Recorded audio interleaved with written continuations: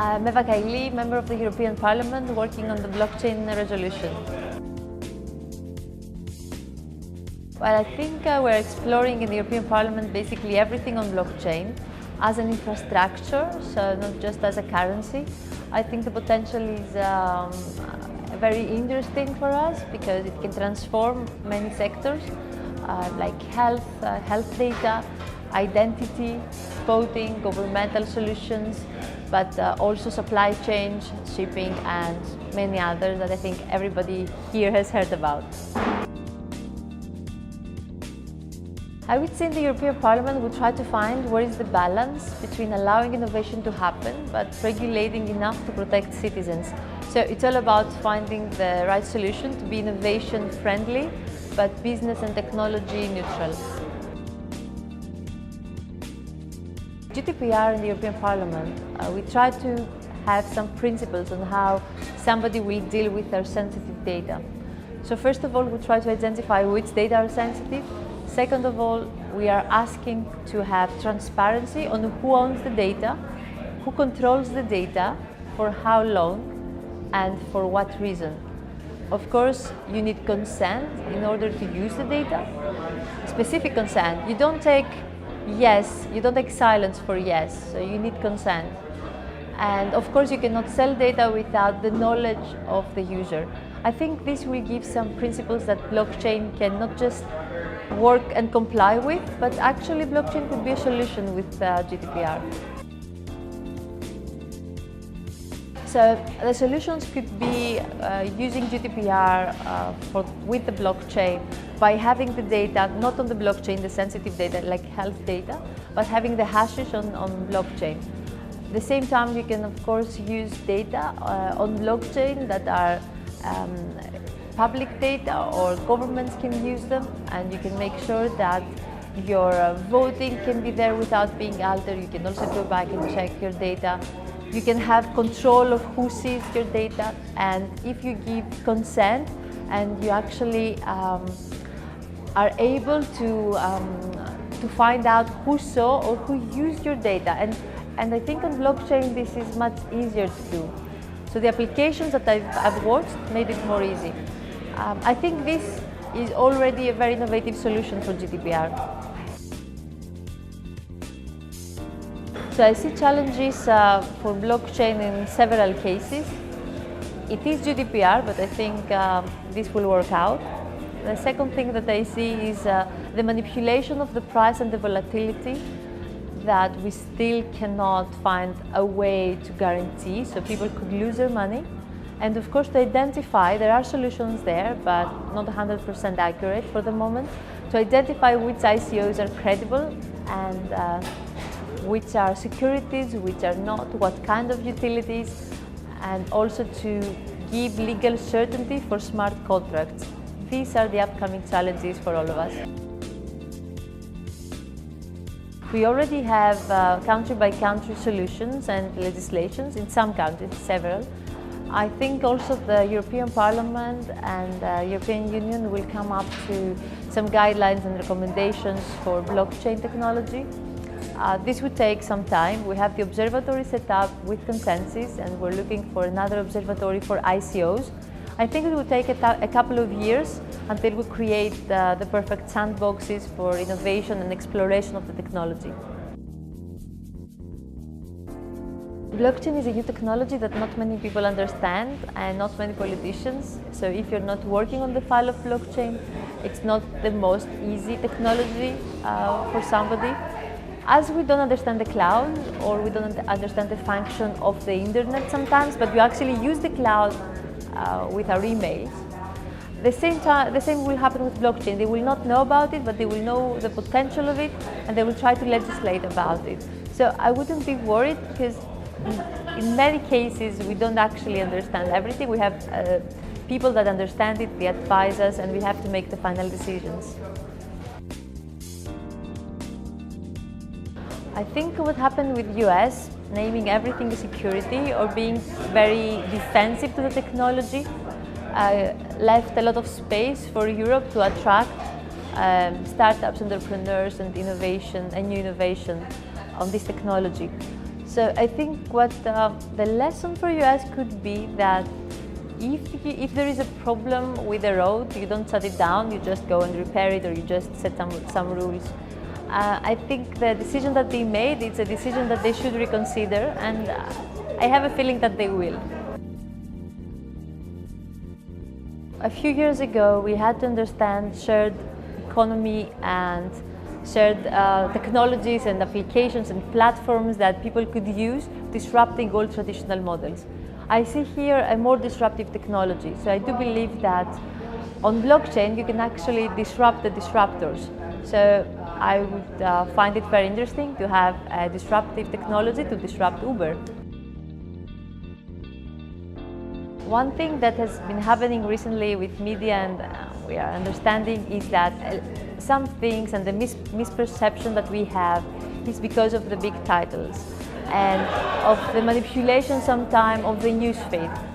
I think what we have to do is to try to understand the technology, to have clear messages and clear definitions. We don't need to squeeze everything into old boxes, we can find new definitions. And then we have to educate also journalists to talk about this technology without negative titles. So this is actually technology that people are afraid it can be used by criminals, when I would think that it's exactly the opposite. Like, if you're a criminal, don't use Bitcoin, everything can be traced back, and it's not a good idea. Well, what has attracted me in the space is that it has a revolutionary idea. It gives a cause to improve the world and make it a better place by removing total centralization in many cases and giving control back to the citizens. We of course need to educate citizens how to control their data and not lose their private keys, for example, but also to understand and have explainable algorithms for citizens to understand how they can use this data. But the potential is to give control back to the citizens and make them feel more secure and maybe gain trust back to the system by doing that. The Ethereal Summit has something different than most of the events. One thing that I think I can identify is that it's not about making money, speculation, predictions, or numbers of like the price volatility and what's the next coin. Here you discussed mostly about the cause, and this is what I think I'm excited for. What I would like to see is less centralization of the token holders so that we can see less price volatility, first of all. I would like to move fast into identifying the scams and find ways to remove the noise from the space so that we don't have examples that could actually increase the resistance to the technology. If we have something bad happening, then you have more resistance. And I would like to see and to explore more applications in each sector. You don't need to have a huge idea, you just need to change and improve things around you and find new solutions. Ladies and gentlemen, please welcome Greek representative to the EU Parliament, Eva Kaili.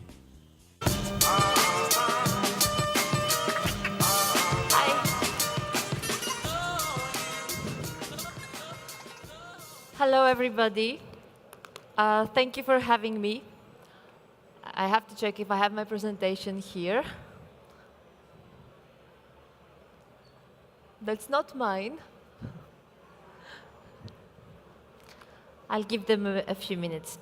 So first of all, let me thank you for having me. The first time I entered a space that 2-3 years ago where they were discussing about blockchain, when they find out I was a politician, I felt really unwelcomed.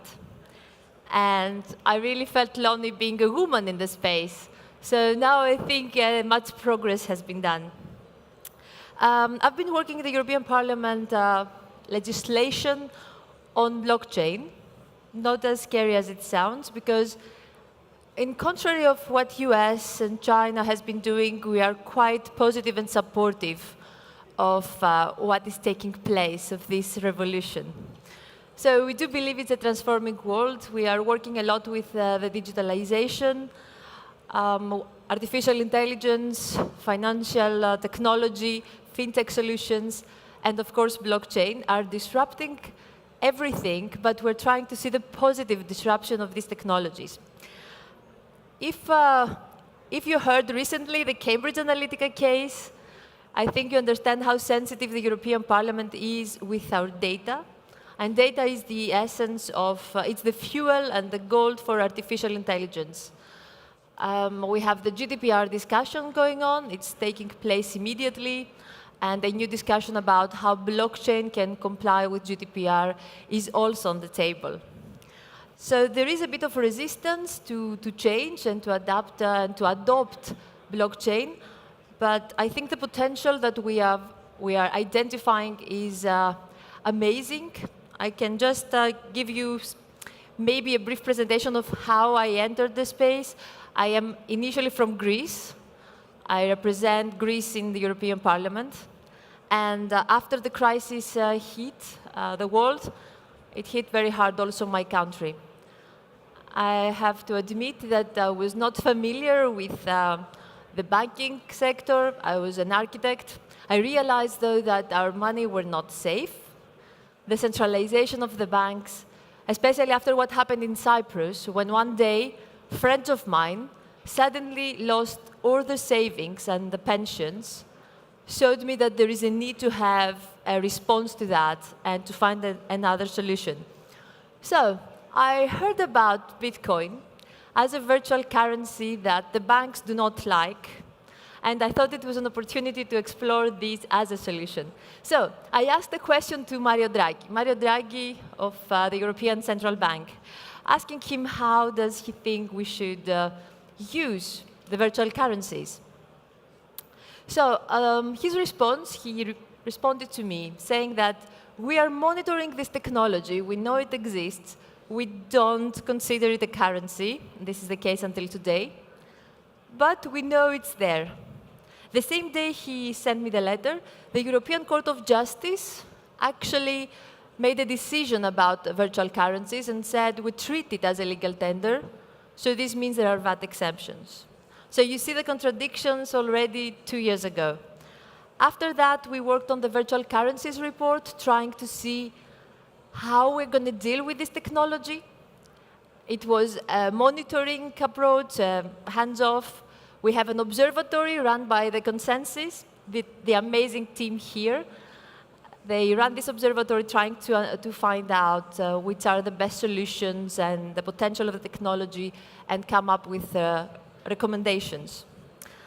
So I think that the next step will be, I am working on the resolution for blockchain, trying to have a positive approach. This means we talk about virtual currencies. We don't avoid to name it a currency. We don't look at it as commodities, but also as means of payments. We also try to talk about the ICOs, not just as securities, thing that is happening worldwide, but we also keep our options open. So we allow new definitions. So we say there are utility tokens. What kind of utility tokens? It's something we're going to observe the next 2 years. I recently asked for an observatory for ICOs because the hype is there and it's big. Just on the hype, let me tell you that a friend of mine, you know, in Gibraltar, they're working a lot. They have already some legislation. They know what they're doing with the ICOs. And two young guys, 15 years old, millionaires, they made like 10, 15 millions on an idea that they had. So they approached a friend of mine who is a lawyer there, and they said, so we had a good idea. We put the white paper out, and we raised 15 million. Are we in trouble?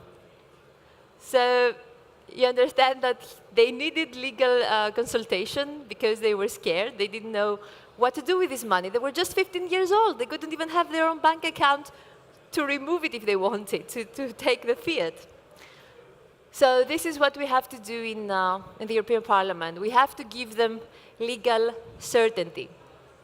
There's been a study, an ongoing study from some universities, especially I think MIT, about the volatility of the prices. And I think they have found a model that connects the volatility to the regulatory issues. So where there is no legal certainty or something on the news that disrupts this certainty, suddenly the price goes up or down. So we need legal certainty. We need also legal certainty for smart contracts. I've also called for that, so I think we're going to move very fast in Europe. It's not very easy to explain it to politicians. It's very difficult for, I think, even for all of us to reach a common definition, but we are trying. One thing that I do when I talk to my colleagues is to tell them that we actually have hidden fees. So the banking sector, when they do transactions or when you do a payment, all the transaction fees, the hidden fees, the cost, is around 130 billion per year. So this is money lost, it's friction. There are problems there. And we're not good at solving this. So I'm telling them that there could be a potential or a possibility to change things and maybe to take a part of how the banks work and give it to people that have innovative and smart solutions. So the approach in Europe, at least, it's to be business neutral and innovation friendly. I don't know if it's worth for me to mention like a couple of more things that we see potential there, but definitely fintech, and then also government, supply chains can change. I can say that for us, building trust is essential, and it's connected, of course, to having to use blockchain for identification and certification. So what happened when the crisis hit us was a complete loss of trust. We already have results now with, you see, you know, I'm in US, so basically you know what's happening with elections. You get results that you don't expect. You get anti-systemic votes. It's not easy to explain. There are contradictions. The same in Europe. So we have results that we did not expect. I can explain that saying that it's the lack of trust. So we have an opportunity to change the world. And may I just say, since I'm at the Ethereal Summit, that I have been traveling the world, trying to understand the technology. And I was in London recently, and I was in a different space, not that nice. Everybody was talking about the prices, the tokens, and how to make money. It was like so intense that suddenly I felt, maybe I'm doing something wrong. These people are just like how to make money. And then I was in a different event full of artists, trying to keep all the copyrights on the blockchain so that they can be rewarded when somebody is using them for content. And they were talking about blockchain to change the world, to make it a better place. So this is my approach. I understand the hype, I understand money will be made, and there's going to be a lot of money there, maybe a lot of scams also.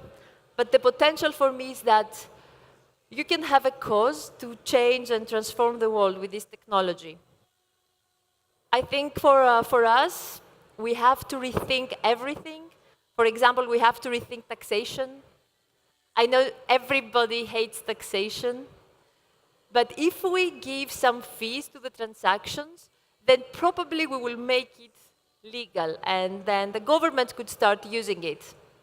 I have to say that I came here also trying to figure out some answers to my concerns. One is, the presentation is here, so I'll find it, just a second.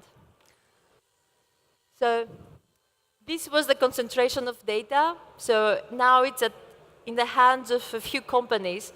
So with GDPR, we're trying to make sure that they respect the principles of who has the data, for what purpose, and also to have transparency for the data. So this is essential for us.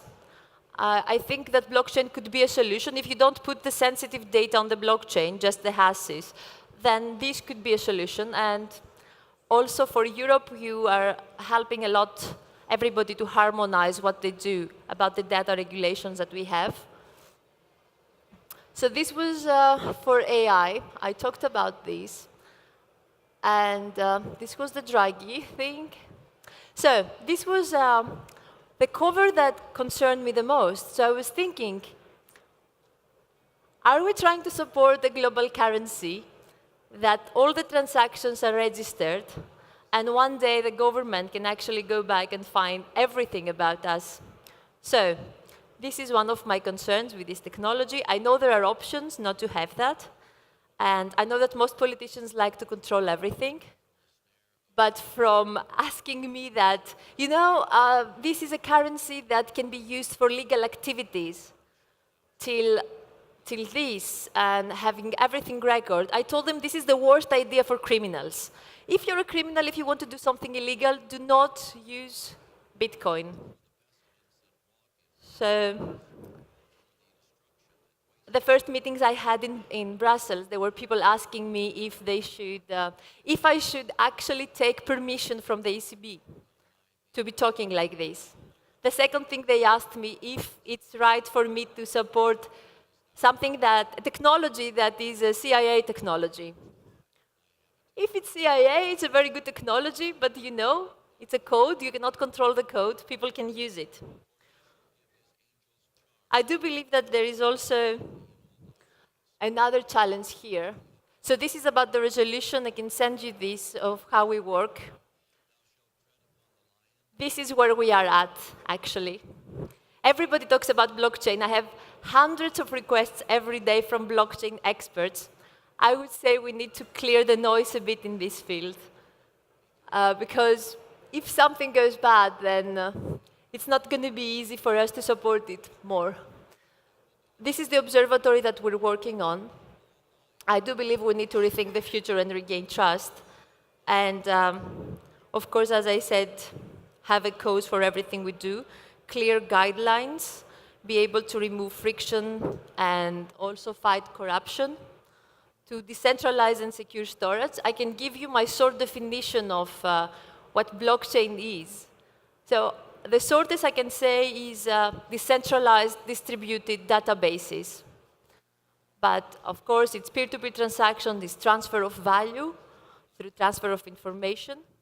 And that's why I think it can actually be a revolution. If you remember when we started with the internet, it was just transfer of information, completely centralized. And now we talk about having wallets on your phones and exchanging value. I think this shows the potential that we have. So if we are here, and if you were all politicians, and I would ask how many of you have e-wallets? How many of you have e-wallets? This is not the case. So I would say like 2 or 3 people would have e-wallets. So one of the problems we have is politicians trying to regulate without understanding the technology quite well.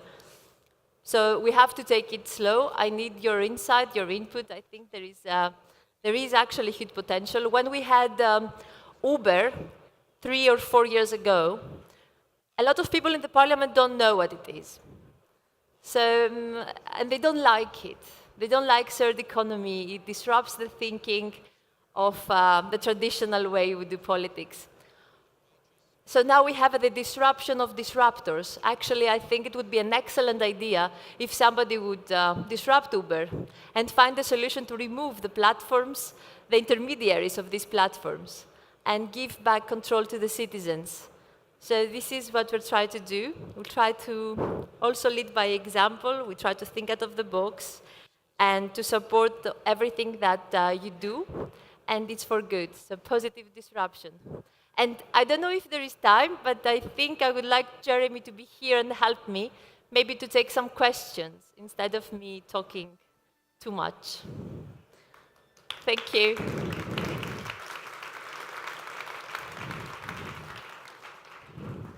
He forgot about me. You didn't. Hey, Eva. Hi. Oh, sorry. Hey, Eva, let me ask you a quick question. How did you first find out about Bitcoin? Yes, I thought I almost replied that, but I didn't actually say that. It was when our Minister of Finance, there were some leaks about how he planned to leave 2015, to leave the control of central banks, because we were very close to a Grexit in Greece. And he was talking about hacking all our accounts, all the accounts of the Greek citizens' deposits, and transfer them into a digital currency to leave the control of the central bank. If the government does that, it's a bit scary.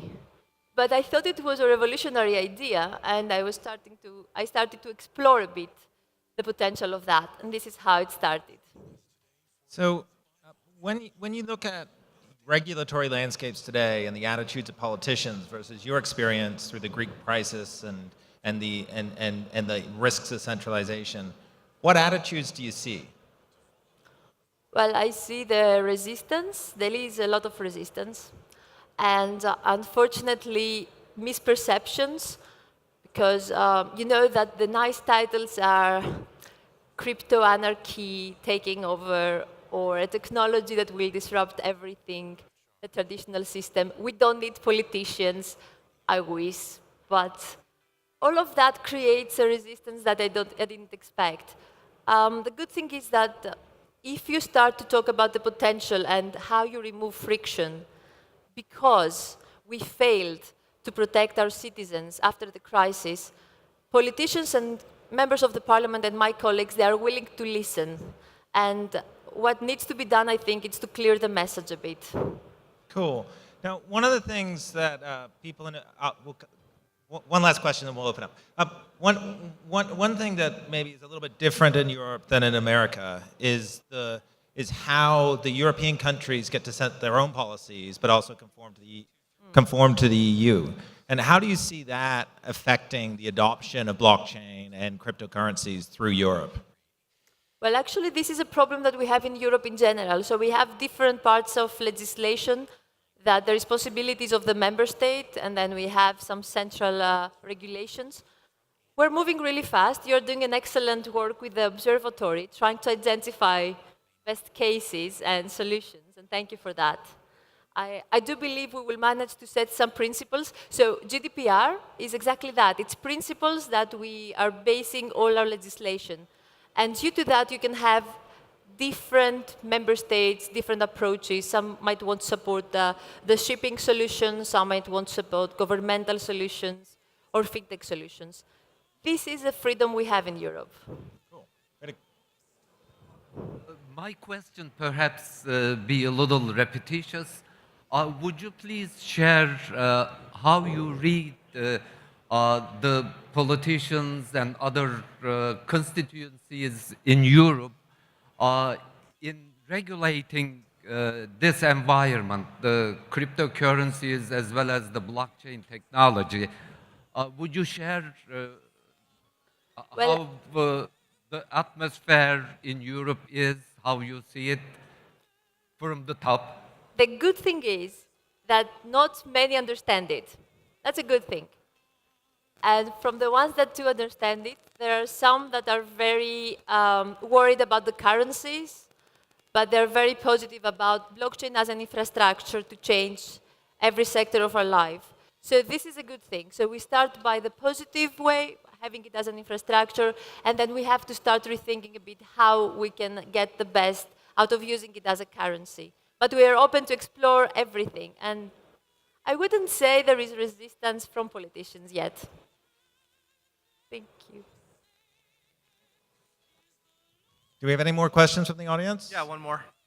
I'm interested if you could compare and contrast the regulatory environment between the EU and what you're seeing develop currently in America with the SEC. So the question was, in case the mic wasn't picking up properly, the difference between the regulatory environment in Europe versus America. Well, as I mentioned, in US, they said all the ICOs, for example, are securities. We did not say that. We say there are securities. I think it's 25% of the whole token world, but 75% are utilities. And I think it's an excellent tool for crowdfunding, the ICOs, because when the banks cannot provide liquidity to the SMEs, ICOs can give you an excellent tool to create and to get liquidity for an idea that you might have. And if it goes well, you have possible returns, but you don't get equity. So the approach is to explore it. I think we're going to have a couple of years sandboxes for this technology, but we will not go just securities, everything. And I actually think that in US they are reconsidering. Thank you. Thank you. Hello, Eva. Congratulations. I have a question. We have a kind of a regulatory war inside of Europe now. We have Estonia, Malta, Gibraltar, Switzerland, and I'm Brazilian, so we are opening companies in Estonia just with ICOs. How European community see this kind of a regulatory war?